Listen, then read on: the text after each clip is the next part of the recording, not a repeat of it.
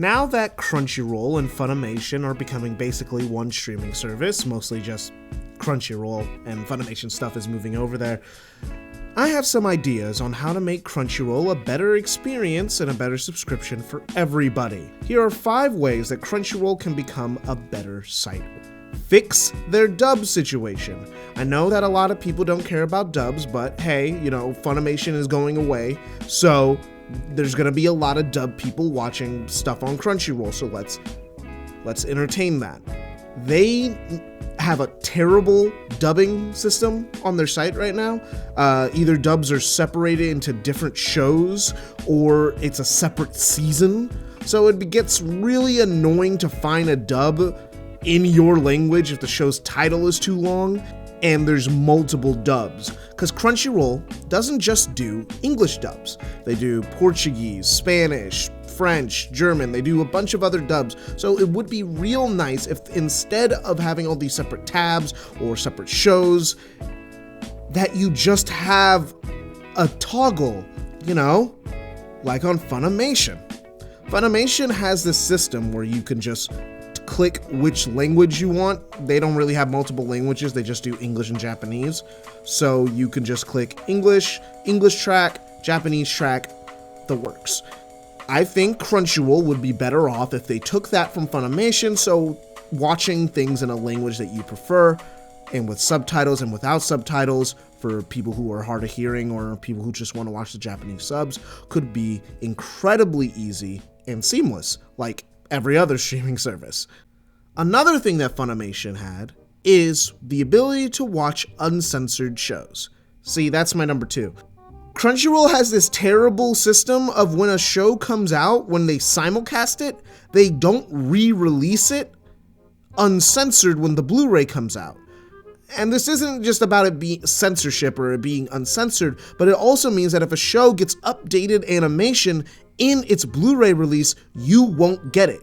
But a show that is for children that airs at an earlier time, like My Hero Academia, is censored in a different way. It dims the screen when a lot of crazy stuff is happening on screen. But on the Blu-ray, those scenes are in their perfect condition. Funimation always has these uncut versions of the shows after the Blu-ray comes out. Probably mostly because they own the Blu-rays. High Dive does the exact same thing, and High Dive even gives you the option to watch the simulcast version still. Crunchyroll has not had this feature as long as I've known that it exists. There are shows that are almost a decade old on that site that are still using the original censored TV broadcast versions. I think that since now they combine with Funimation, they should be able to get the uncensored versions of shows and make it a better experience for everybody watching. Which leads me to number 3, physical releases. Crunchyroll needs to start physically releasing anime that is on their service. They had a deal with Funimation back in the day. Hopefully this means that Crunchyroll sends their stuff to Funimation's distribution side so that there could be physical versions of shows that do not have physical editions. A Place Farther Than the Universe, a show from 2018? It's an old ass show. Should not be locked to only on Crunchyroll's streaming service. It should have a physical release. Konosuba should not just be getting its physical release in the last few years, when the show started airing in 2016. We are way past the point of waiting for shows to come over to America years later in their physical versions. Funimation now has a turnaround of if a show comes out in January, probably by the end of that year or the beginning of the next year, that show is on Blu-ray shelves immediately. And I think that that should be the new standard for shows that are coming out on Crunchyroll as soon as possible. Everyone should be able to own anime. Not because it's like a human right, but because digital services aren't around forever and licenses do expire, or they could get bought up by another corporation and then they'll lose things. And if they do lose those things, you can't watch the show anymore, legally anyway. You could watch it illegally, but let's just assume that you're a person who only watches stuff legally. You lose the right to own something that you own. I know that digital is easier and you wouldn't want to spend as much money as you do on anime, but for people like me, I would appreciate the ability to buy a physical copy of anime. And Crunchyroll has been failing at that for almost a decade, or over a decade now, I think. Number 4. Pay actors and subbers more. I know this is something that as a consumer you normally don't care about, but you know, if there's gonna be just one giant conglomerate and they're probably gonna fire a shit ton of people, I think that it's fair to expect that this corporation to pay its workers a livable, normal wage.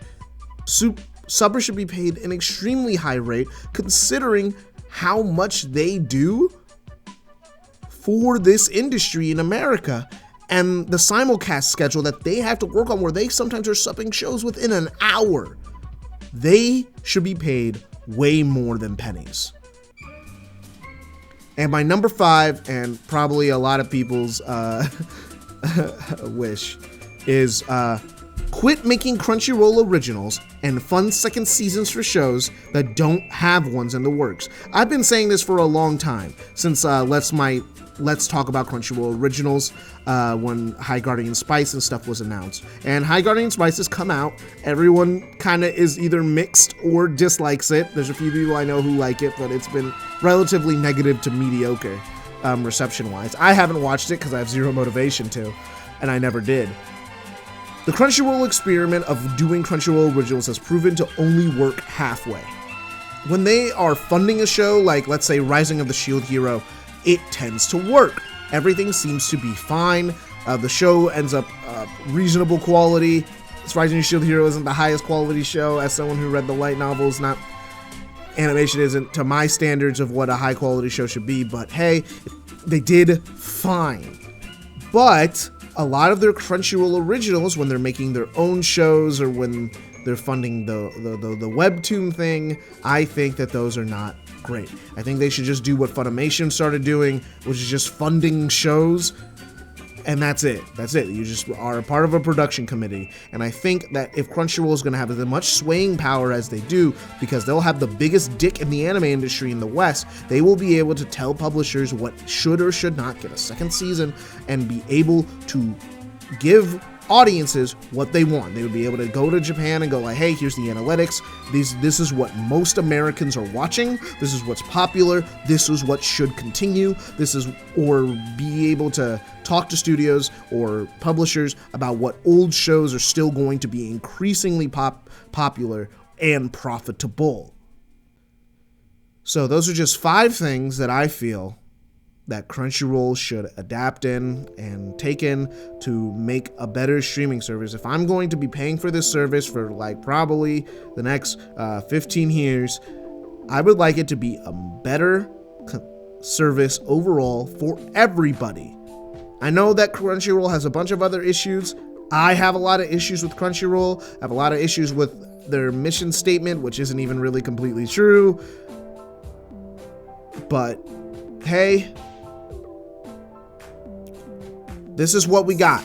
This is the hand we got, so I'm gonna do my part and try to give the best constructive criticism that I can. See you all next time. Watch my other Crunchyroll Saga videos if you feel like it.